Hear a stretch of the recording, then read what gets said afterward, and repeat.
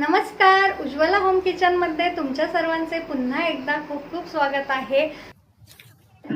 आज आपण आषाढ विशेष गुळाच्या आणि गव्हाच्या पिठापासून कापण्या तयार करणार आहोत। त्यासाठी 1 वाटी गूळ घेतलेला आहे। आपण अर्धी वाटी पाणी टाकून हा गूळ वितळून घ्यायचा आहे।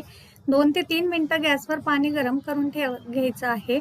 पीठ भिजवून घेऊया। त्यासाठी पावणे 2 वाटी गव्हाचं पीठ आणि पाव वाटी बेसन पीठ घेणार आहोत आपण। आता छान असं यामध्ये बाकीचं साहित्य टाकून घेऊया। चवीपुरतं मीठ, सोपची पावडर टाकून घ्यायची आहे अर्धा चमचा। आता सुंठ पावडर अर्धा चमचा आणि 1 चमचा खसखस टाकून हे छान असं मिक्स करून घेऊया। 50 ग्रॅम आपण यामध्ये कडकडीत गरम केलेलं साजूक तूप टाकून घेऊया। तुपाऐवजी आपण तेल टाकलं तरी सुद्धा चालू शकेल। चमच्याच्या साहाय्याने थोडंसं मिक्स करून घेऊया। तूप गरम आहे तोपर्यंत। तूप थंड झालं की हाताने असं छान असं मळून घ्यायचं आहे। आता असे मुटके बनायला लागले की समजून घ्यायचं आहे आपलं तुपाचं प्रमाण बरोबर आहे। यामध्ये गुळाचं पाणी टाकून घेऊया आपण तयार केलेलं।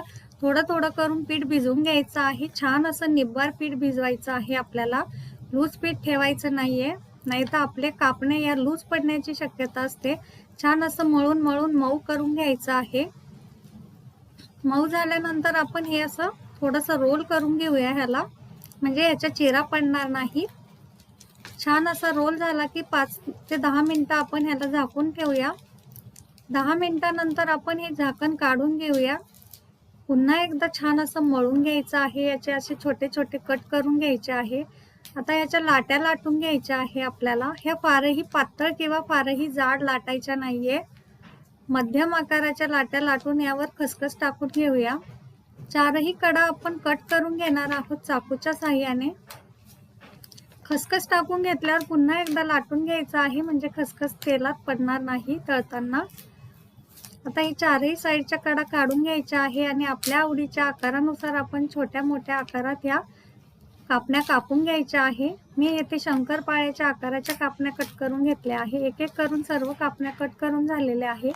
तेल गरम करून घेतलेलं आहे आपण आणि एक एक करून तेलामध्ये सर्व कापण्या सोडून घ्यायच्या आहे। आलटून पलटून घ्यायच्या आहे। मंद आचेवर 3 ते 4 मिनिटात छान अशा खरपूस तळून घ्यायच्या आहे। झटपट आपल्या कापण्या बनून तयार होतात। नक्की ट्राय करा रेसिपी। आवडली असेल तर चॅनलला नक्की सबस्क्राईब करा। धन्यवाद।